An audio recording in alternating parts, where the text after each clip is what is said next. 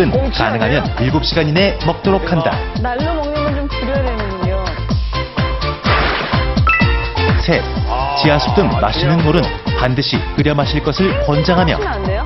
생수는 괜찮은데 사 마시는 괜찮은데 집에서 이제 마실 때는 끓여 마시는 게 좋죠. 마지막으로 식중독 예방을 위한 가장 좋은 습관, 식중독 지수를 확인해야 하는데 그렇다면 식중독 지수란 무엇일까? 기상청과 식품의약품안전처에서요, 그날의 이제 기온하고 또 습도를 바탕으로 해서 식중독이 발생할 수 있는 위험 지표를 지금 그런 게 발표하고 있군요. 있는데요. 식중독이 10시간 이내 발생할 위험성이 높다, 주의라고 하고 식중독이 7시간 이내 발생할 수 있다, 경고 발령을 내려서요, 예표로 발표하고 있습니다. 야생 진드기 이외 진드기를 매개로 한 질환 또 어떤 것들이 있을까? 국내에서 진드기 매개 질환들은 이제 야생 진드기에 의한 이제 SFTS, 그다음에 이제 가을철에 주로 유행하는 털진드기에 의한 이제 찌찌가무신병이 있고요.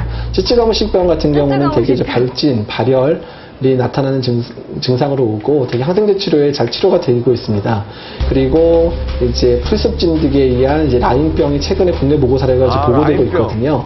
주로 이제 북미 지역에서 많이 환자가 발생을 했는데 초기에 진단이 안 돼서 만성화돼 버리면 관절염 같은 그런 이제 아주 오랜 합병증을 유발할 수 있기 때문에 상당히 주의가 필요합니다.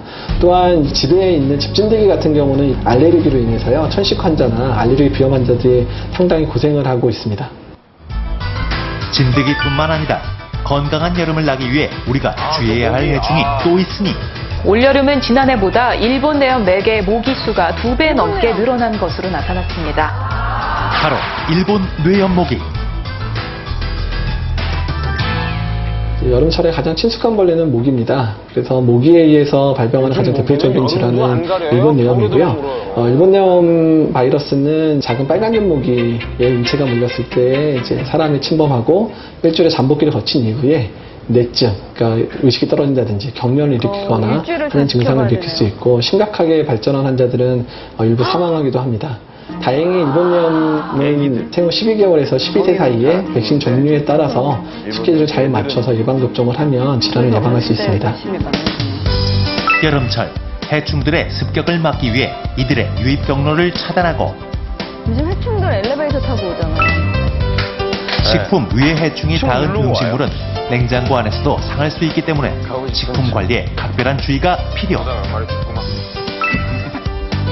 집안의 위생 상태는 항상 청결하게 유지하는 것이 중요하다. 아유, 이 더운데 뭐해? 집에만 있지 말고 나가서 운동 좀 해. 운동은 이것까지 무슨 뒤집어 쓰고 식중독이었으니까 망정이지. 야생 진드기한테 물리면 어쩔라 그래. 아프다. 야생 진드기의 공포에서 벗어나기 위해 우리는 어떤 노력을 할 수 있을까?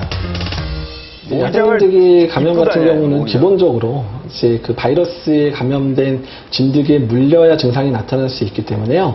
일단은 그 진드기에 물리지 않도록 주의하는 것이 가장 중요합니다. 그래서 야외 활동할 때에 첫 번째는 이제 피부 노출이 없도록 이제 주의를 해주셔야 되고, 두 번째는 이제 돗자리 같은 것들을 깔아서 바닥에 그냥 주저앉지 않도록 하는 것. 그다음에 세 번째는 용변 같은 것을 볼 때 피부 노출이 많아지기 때문에 야외에서는 되도록 용변을 보지 않는 것들이 예방이 야외에서 가장 용변. 중요하고요. 또 그 외에 곤충 기피제라고 하고 있는 DEH라는 성분이 들어있는 것들이 있거든요. 그런 것들을 정기적으로 이제 몸에 뿌려주면 그런 진드기나 이제 또는 모기 같은 거에 물리는 횟수를 줄여줄 수 있습니다. 또한 이제 집에 돌아오실 때도 주의하셔야 되는데요. 가끔 진드기가 옷이나 이런 데 달라붙어 있는 경우도 있으니까 옷을 잘 털어주시고 세탁을 잘 해주셔야 되고요. 가끔은 이제 피부에 붙어 있는 진드기가 잘 떨어지지 않고 상당 기간 붙어 있는 경우도 있기 때문에요.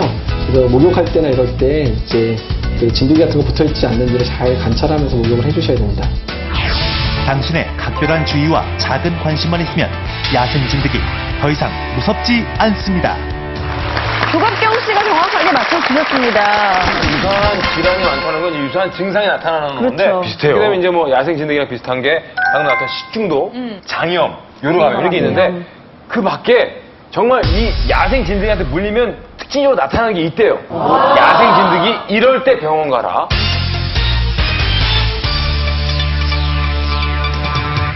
이 진드기 자체가 야생에 사는 진드기거든요. 당연히 야외 활동을 했을 때 진드기에 물려서 감염이 되는 거니까 야외 활동 없으신 분들은 그렇게 또 걱정할 필요는 또 없습니다. 아, 그래요?